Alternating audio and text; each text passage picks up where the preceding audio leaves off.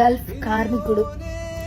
నిజంగా చెప్తున్నా, నేను ఇక్కడికి టూరిస్ట్ లాగా వచ్చిన ఆ ఎండకు జస్ట్ బయట పోతే మాడిపోతున్నా. అలాంటిది సంవత్సరాలు కుటుంబం కోసం ఎంతో కష్టపడతారు గల్ఫ్ కార్మికులు. ప్రతి ఒక్క గల్ఫ్ కార్మికుడి కుటుంబానికి చెప్తున్నా, వాళ్ళని అస్సలు ఇబ్బంది పెట్టకూలి.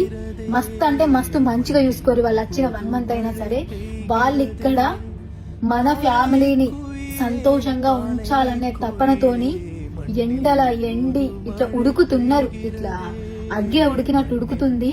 ఈ రోజు ఒక ఇన్సిడెంట్, అసలు కార్ పార్కింగ్ కింద ఉందని నేను పోయినా, అక్కడ ఎంత వేడిందంటే నేను తట్టుకోలేకపోతున్నా. అక్కడ ఒక అబ్బాయి పనిచేసి నన్ను చూసి అక్క అని దగ్గరికి ఉరికొచ్చి మాట్లాడిండు. నాకైతే మస్తు అనిపించింది.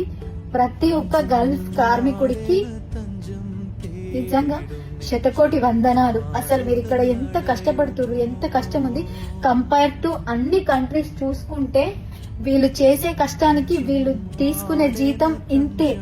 నిజంగా చెప్తున్నా, నాకు అది అప్పటి నుంచి తలుచుకొని ఇప్పుడు వీడియో చెప్తున్నా. ప్రతి ఒక్క గల్ఫ్ కార్మికుడు మస్తు అంటే మస్తు గ్రేట్. అబ్రాడ్ లో, యుఎస్ లో, యూకే లో ఉండేదానికంటే మస్తు గ్రేట్.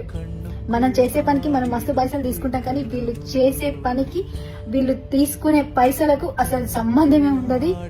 రియల్లీ